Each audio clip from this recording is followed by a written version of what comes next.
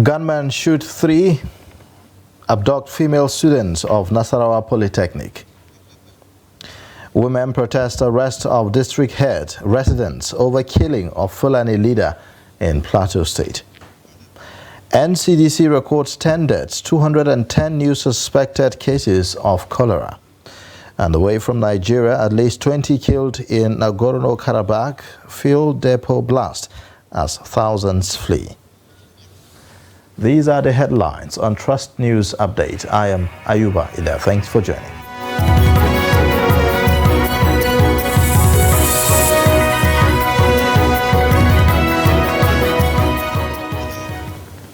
And now the details. Gunmen have reportedly shot 3 students of the Isa Mustafa Agwai Polytechnic, Lafia, and abducted 1 female student simply identified as Ajoke, and all students from Science Laboratory Technology to unknown destination. The incident took place on Monday evening. Details of the incident are sketchy as at this moment. Zamfara State Governor Dauda Lawal says that the federal government agents that are carrying out secret negotiations with bandits are the ones politicizing insecurity and not the Zamfara State government. Governor Lawal said this on Tuesday while replying the Minister of Information and National Orientation, Mohammed Idris, who had on Monday in a statement accused Zamfara government of politicizing insecurity and the abduction of the female students of the Federal University, Gusau. He maintained that Zamfara State government has enough facts to expose the agents of the federal government behind the secret negotiation with bandits, and this followed a request for clarification by Governor Lawal over a secret dialogue with bandits orchestrated by agents of the federal government. A statement by the spokesperson to the governor, Suleiman Idris, revealed that the state government is in possession of hard evidence exposing some federal government agents involved in the negotiations with bandits in Zamfara State. Now, hundreds of women on Tuesday morning in Panyam community of Mangu local government area of Plateau State have blocked the Jos-Shandam highway to protest the arrest of the district head and some residents of the area over the killing of the Fulani leader of the area, Adamu Idris. Adamu Idris was killed by yet to be identified criminals on Saturday while he was returning from a visit to the district head of the area. The women who blocked the road on Tuesday morning are protesting against the arrest of members of the community by personnel of the Operation Safe Haven, a security task force maintaining peace in the state. The protesting women are calling for the release of the arrested residents. Hundreds of vehicles are stranded on the road, with some making a U-turn to the direction they were coming from. Meanwhile, the leadership of the Mieti Allah Cattle Breeders Association of Nigeria, Magban, in Plateau State has explained how a Fulani leader of Panyam district in Mangu local government area of the state, Adamu Idris Gagbo, was killed on Saturday evening in the area. The deceased, who died at the age of 70, was prior to his demise the leader of the Fulani in Panyam. Ado Musa reports. There has been series of clashes mostly between farming communities and pastoralists in villages of Mangu local government area where hundreds of people were killed. But recently, the area has been witnessing a gradual return of peace in some of the affected communities following the effort of security personnel to restore peace and harmony between the warring parties. However, the killing of the Fulani leader of Panyam on Saturday evening has led to a widespread condemnations from different quarters in view of the fact that there have been relative peace in the area. The leadership of Magban in the state, while condemning the incident, explains how the Ardo of Panyam was killed. September 2023 evening, when he visited the district head of Panyam from his refugee camp in Bauchi State with the aim of discussing peace process in the area. While with his brother in Mangu, he called the district head of Panyam and informed him that he is around. But while he arrived, he first visited the Sarkin Hausawa after which he went to the district head palace, and from there the district head of palace was not there, and he came out to come back to Mangu, where he was attacked by some hoodlums, killed there and which up to today the dead body is not recovered. The chairman of the group called on their members to remain calm as security agencies are on top of the situation, and called on the security personnel to intensify effort to recover the body of the deceased. We are using this opportunity, this platform, to invite our people to peace processes. We are doing everything possible to see we recover the dead body of the Arro and give him a befitting burial of Islamic rites, and after which we are calling on especially the youths. They should calm down and give us the benefit of doubt, because the security are up and doing in the recovery of the dead body, and they vote that they will do everything possible to fish out the culprits and bring them to book. Operation Safe Haven, a security task force in the state, has said efforts are being made to get the perpetrators of the dastardly act arrested and bring them to book. Meanwhile, the council chairman of Mangu, Marcus Atu, has condemned the killing and asked the security agencies to ensure that the culprits face the full weight of the law. Ado Musa, Trust TV News, Jos. Niger State government on Monday commenced the profiling of miners across the state following complaints that miners were paying bandits and terrorists in the state to access mining sites. Governor Mohammed Bago had on different occasions alleged that banditry in the state had persisted due to unchecked mining activities in the affected communities. Commissioner for Mineral Resources Garba Yahaya told journalists that a petition had been submitted at the ministry accusing miners of paying bandits to allow them access to the mining sites. But the state chairman, Miners Association of Nigeria, Muhammad Mambo, who said that the decision was a good step, disagreed that miners were paying bandits to access mining sites. He said 70% of Niger State residents, including women and children, were into mining as a means of survival due to hardship and poverty. Speaker of the House of Representatives Abbas Tajuddin says National Assembly must deploy its legislative powers and instruments to ensure that security of lives and property is provided for Nigerians. He made the remark in his welcome address to members of the House after their resumption from their annual recess on Tuesday. He reminded the members that there is enormous security challenges confronting the nation, which he said will engage the attention of the lawmakers in the coming days and months. Abbas noted that national security remains precarious even in the face of numerous successes recorded by the nation's gallant security personnel. The speaker added that only a few days ago, the nation was rocked by the gruesome murder of a joint team of security personnel in Ehime, Mbano of Imo State. Abbas said a similar sad incident happened in Shiroro local government area of Niger State when scores of soldiers were ambushed and gruesomely murdered by terrorists. Some residents of Yenagoa, the Bayelsa State capital, have called on the state government to provide relief materials and security during this flood season. They made the call when Friday, Ebimoboye went round the Yenagoa metropolis on a tour to ascertain the level of residents' preparedness in the event of flooding. The report.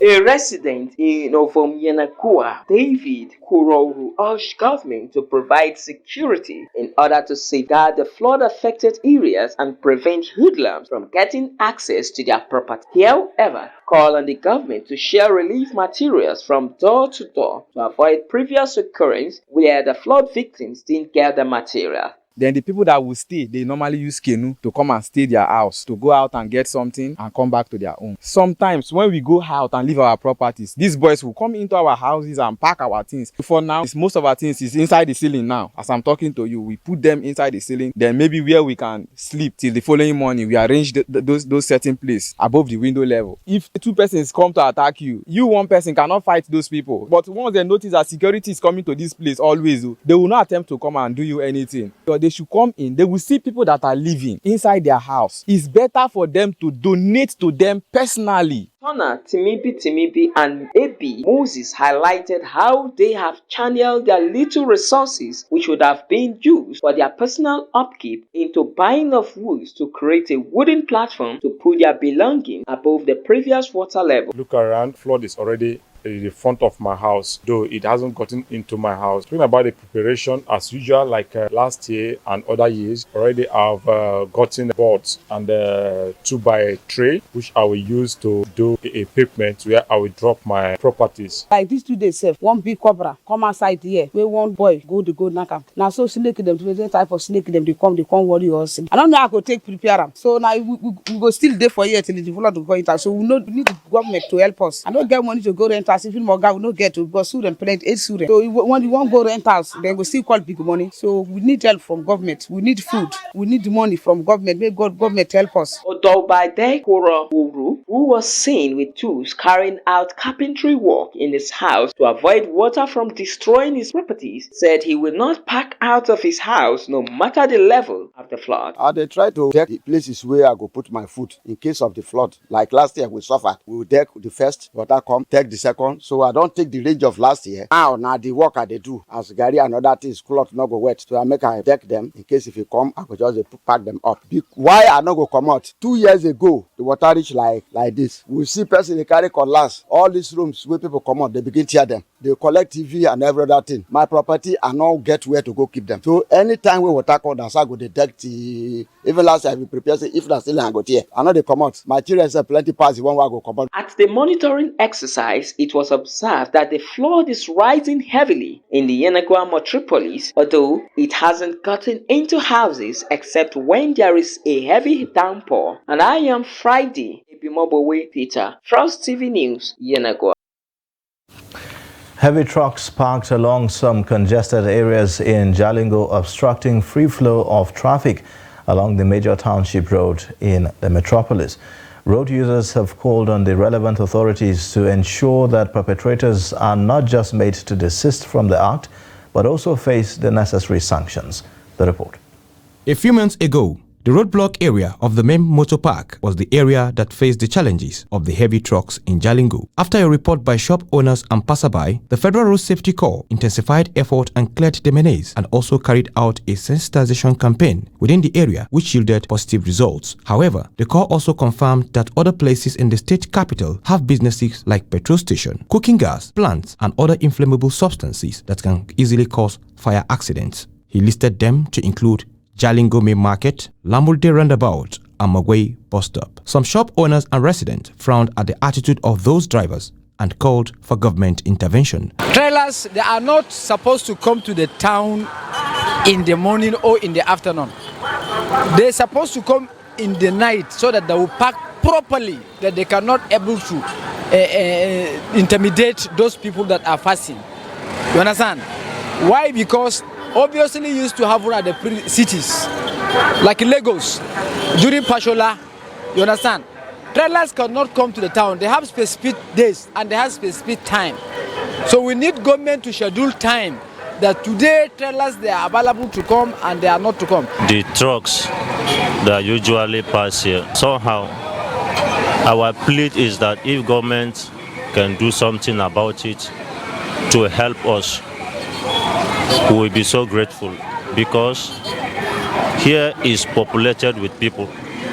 So it is a risk for them to be passing, like all this tanker that carries fuel and gas.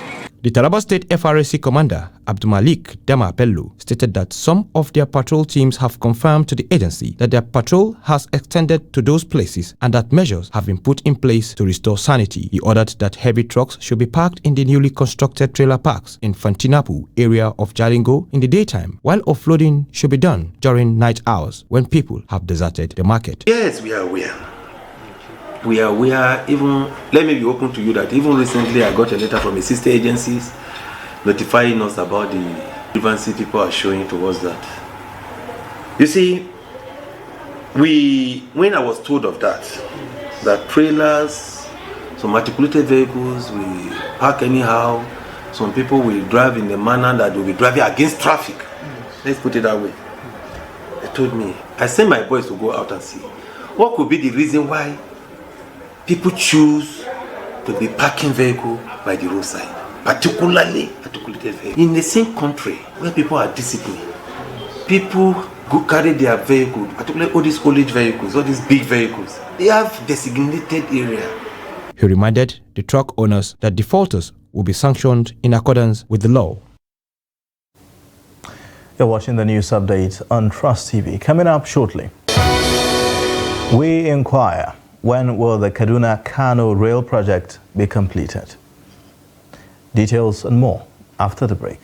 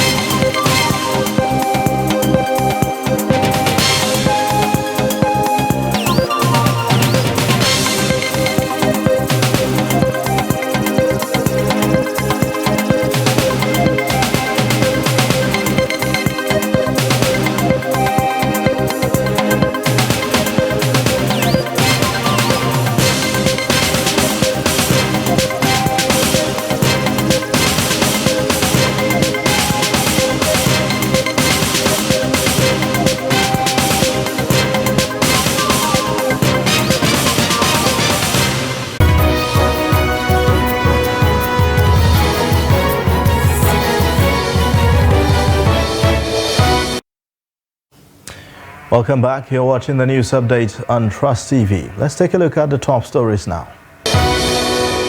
Gunmen shoot 3 abduct female students of Nasarawa Polytechnic.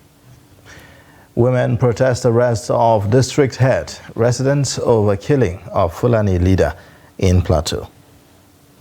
In other news, the Nigeria Center for Disease and Prevention Control has registered 210 new suspected cases of cholera infections and 10 suspected deaths across 8 states of the Federation from July 31 to August this year. The NCDC said this via its official website in its latest monthly situation report on cholera, covering epidemiological weeks 31 to 34. According to the NCDC, the suspected cases and deaths of cholera in 2023 have decreased by 63 and 67% compared to what was reported at epidemiological week of 34 in 2022. It said that on August 27th, the country registered 84 suspected deaths and 2,860 suspected cases across 25 states, representing a case fatality ratio of 2.9%. In 8 states that reported 210 suspected cases, Zamfara in the northwest topped the infection chart with 190 cases, followed by Kano and Bayelsa with 7 and 5 cases, said NCDC. Also, Bauchi, Niger, Borno states reported 2 cases each, followed by Gombe and Adamawa state with a single case each. The federal government has failed to meet up with its June 30th, 2023 deadline for the completion of the Kano-Kaduna rail line projects, which is expected to expand the northwest extension of Abuja-Kaduna Railway. Now, the project, which was flagged off by the immediate past administration of Muhammadu Buhari in July 2021 and commenced on April 14, 2022, has faced delays, with sources saying it may linger till 2024. Salim Umar Ibrahim, who was at the project site, files in this report. Flagged off by the immediate past administration of Muhammadu Buhari in July 2021 and commenced on April 14, 2022, the project has faced delays, with sources saying the project may linger till 2024. However, findings reveal that the project has faced delays caused by security challenges along the axis, while the impact of removal of fuel subsidy had led to the withdrawal of vehicles used in the project in May, according to sources. With a length of 200.11 kilometers and an expected speed limit of 150 kilometers per hour, according to the project profile, the modern railway project is being constructed by the Chinese company China Civil Engineering Construction Corporation Limited at the cost of $1.2 billion. The project is being executed purposely to facilitate expansion of the northwest extension of Abuja-Kaduna Railway and strengthen the link between the cities and other areas, while expected to promote the export of agricultural products and other mineral resources, as well as facilitate the mass movement of passengers, particularly middle-class income earners. While concerned authorities cannot be reached, experts have expressed optimism but said the fate of such a project may hang in the balance due to the change of government. It's a very, very vital, very important transport project for carrying of both passenger and industrial goods, which is sine qua non to the development of any nation, and in Nigeria in particular. If you have rail line linking from, like from Lagos up to Kaduna, Kano, Katsina to Maradi, so it means from Maradi it will also extend down to other countries. So the greatest opportunity here is some of the products that people are importing through the port of Lagos. They can now see, maybe in the near future, begin to see the opportunity and even cost effectiveness for bringing it through the other countries, of the African, especially North Africa. A railway project is very important to economic development.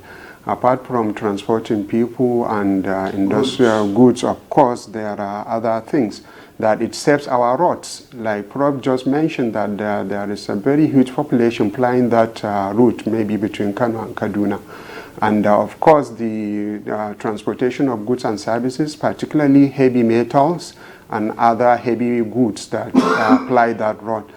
With the railway, actually there would be, maybe we save our roads from maybe dilapidation over a short period of time, and that remains a huge advantage because that will save money, government, a lot of money for rehabilitating our roads, and particularly now that the Kaduna Kano Road is being on rehabilitation for over 4 or 5 years now. The rail line will link the Kano-Zaria Road and proceeds to the tertiary axis, which is expected to host the biggest stations before linking to Zaria train station and then proceed to Rigasa train station in Kaduna State. Salim Umar Ibrahim, reporting for Trust TV.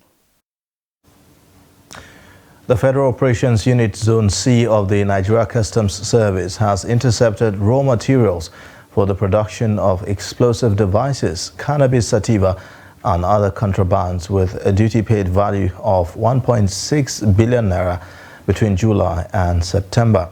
The acting customs area controller in charge of the zone, Kayode Kolade, said this while addressing journalists at the government warehouse in Benin City, Edo State capital. According to a statement on Monday by the public relations officer of the zone, Jerry Atta, the acting area controller also said that within the period under review, 9 suspects were arrested in connection with the seizures. Kolade, who frowned on the spate of smuggling in the zone, said that the sum of 54.2 million naira was also recovered by the zone from demand notices, making a cumulative sum of 1.6 billion naira. The area controller said that the contrabands were intercepted at different locations under the jurisdiction of the zone. And away from Nigeria, at least 20 people have been killed and hundreds wounded in a fuel depot explosion in Nagorno-Karabakh amid an exodus of ethnic Armenians from the region following a lightning military offensive by Azerbaijan. The region's health department said 13 bodies were found and 7 people had died of their wounds after the blast outside the regional capital of Stepanakert and called Kankendi by Azerbaijan late on Monday. It also said that 290 people had been hospitalized and dozens of patients remain in critical condition. The warehouse was used to give out fuel to those who wanted to leave the region by their cars. Hundreds of people were gathered there when the explosion took place. National security advisors from Azerbaijan, Armenia, France, Germany, and the European Union special representative for the region are scheduled to meet in Brussels on Tuesday.